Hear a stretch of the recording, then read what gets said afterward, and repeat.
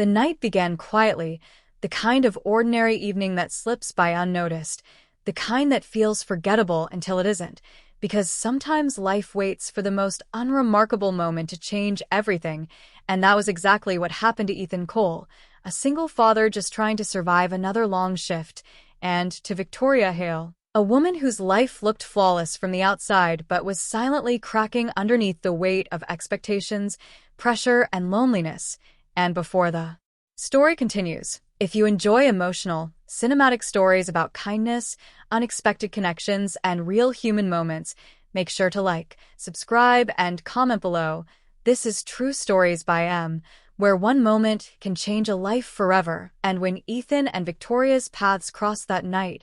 neither of them could have imagined how deeply it would alter the way they saw the world and themselves. Ethan hadn't planned on working late that Friday, but when another driver canceled last minute, he accepted the shift without hesitation because extra hours meant extra security for his 8-year-old daughter, Mia, the center of his universe, and the reason every sacrifice felt worth it. The reason he pushed through exhaustion, through the quiet ache left behind by a painful divorce and years of financial instability,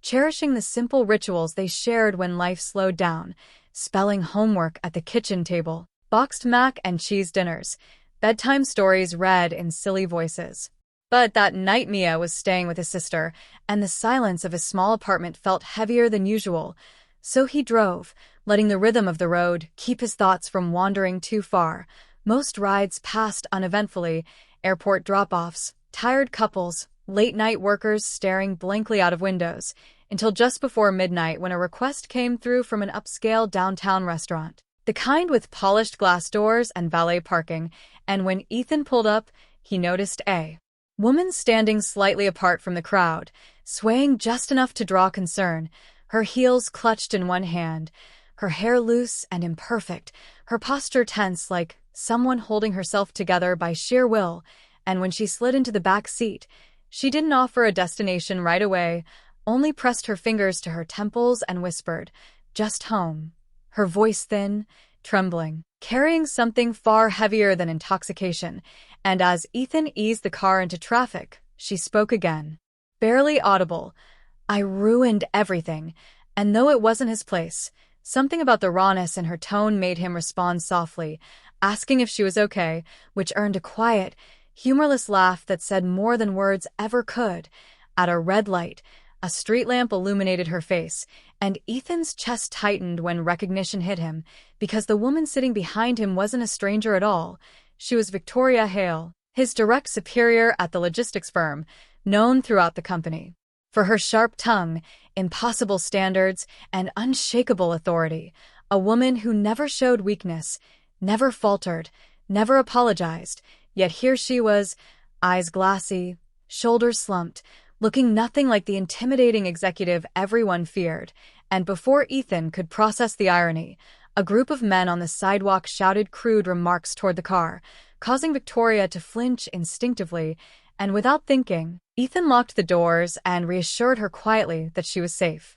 And the relief in her whispered, "Thank you," lingered in the air like something fragile and unspoken. When they reached her building, she stumbled stepping out, and Ethan rushed to catch her, steadying her just as he noticed a shadow near the hedges, a man watching too closely, waiting, calculating, and in that moment Ethan's tone hardened as he urged her inside, staying close until she reached her door, and as he turned to leave, she gripped his sleeve with surprising strength, eyes searching his face, pleading without words, and when she finally said, "Please don't tell anyone," Ethan promised he wouldn't, not because she asked, but because he understood how easily one vulnerable moment could be weaponized in a world that punished weakness, and as he drove away, shaken but relieved, he couldn't stop thinking about how thin the line was between power and fragility, between control and collapse. The next morning, Ethan arrived at work braced for consequences,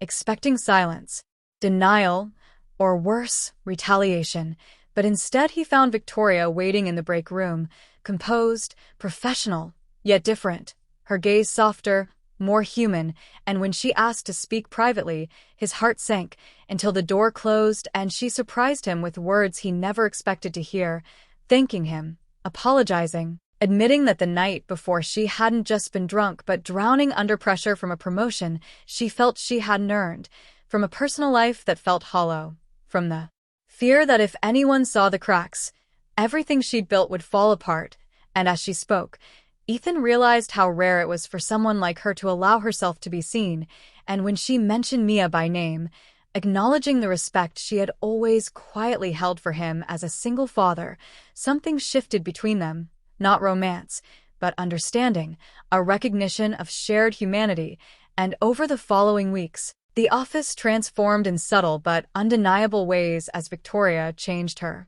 leadership style, listening instead of barking orders, guiding instead of intimidating, creating space for people to breathe, and when she eventually offered Ethan a promotion with better pay and hours that allowed him to be home with his daughter again, he accepted with disbelief and gratitude, realizing that one act of kindness had rippled outward in ways he never anticipated. Months later, as they stood in the hallway one evening after most employees had left, Victoria admitted that night had saved her in ways she didn't fully understand at the time, reminding her she didn't have to be invincible to be respected, and Ethan replied simply that sometimes people don't need solutions, just someone who shows up, and as they went their separate ways, lives forever altered, yet quietly intertwined by that single moment, it became clear that not all stories of connection are romantic. Some are deeper, steadier, built on empathy rather than desire, and that the most powerful